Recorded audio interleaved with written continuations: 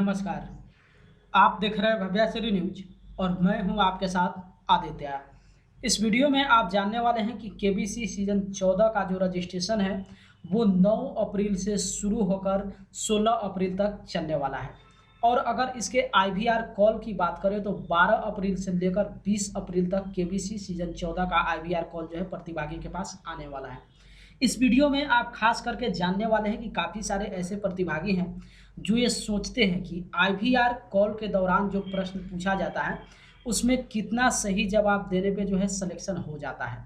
तो इस बात को भी आप जानते होंगे कि कौन बनेगा करोड़पति के टीम के द्वारा जो आपके पास आईवीआर कॉल आता है, उस आईवीआर कॉल के दौरान यानी कि लेवल 1 में आपसे 3 सवाल पूछा जाता है। 2 सवाल जो होता है वो 4 ऑप्शन वाला होता है, जहाँ पे सवाल पूछने के साथ आपको 4 विकल्प दिया जाता है। लेकिन तीसरा जो प्रश्न होता है वो नियर टू आंसर होता है, यानी कि एक ऐसा सवाल पूछा जाता है जिसमें आपको लगभग जवाब देना होता है। तो ये 3 प्रश्न आपसे पूछा जाता है। अब रही बात कि 3 प्रश्न में कितना सही आप जवाब देते हैं तो आपका सिलेक्शन हो जाता है।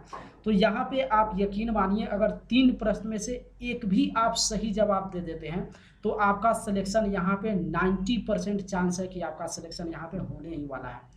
काफ़ी सारे ऐसे प्रतिभागी हैं जिनसे 3 सवाल पूछा जाता है और 3 में से वो एक ही सही जवाब देते हैं। तो अगर 3 प्रश्न में से आप एक भी सही जवाब दे देते हैं तो बिल्कुल आपका यहाँ जो सिलेक्शन है वो लेवल 2 के लिए होने वाला है।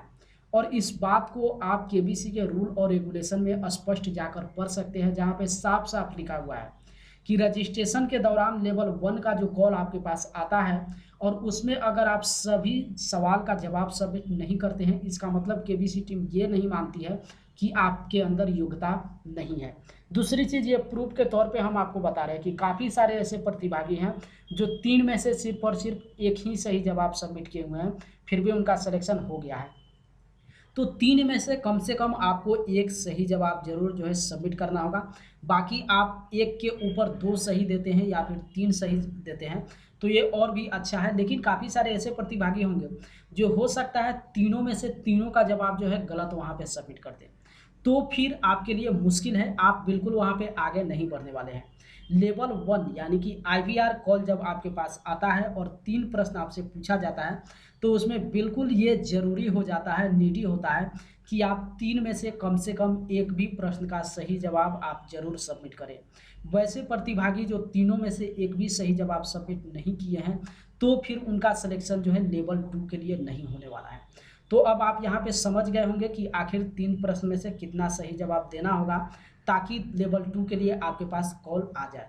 दूसरी चीज़, एक और यहाँ पे इम्पोर्टेंट जानकारी हम आपको बता दें, काफ़ी सारे ऐसे प्रतिभागी होंगे जिनके पास केबीसी का आईवीआर कॉल आया होगा और किसी कारण से वो कॉल को रिसीव नहीं कर पाए होंगे या फिर कॉल बीच में ही डिस्कनेक्ट हो गया होगा।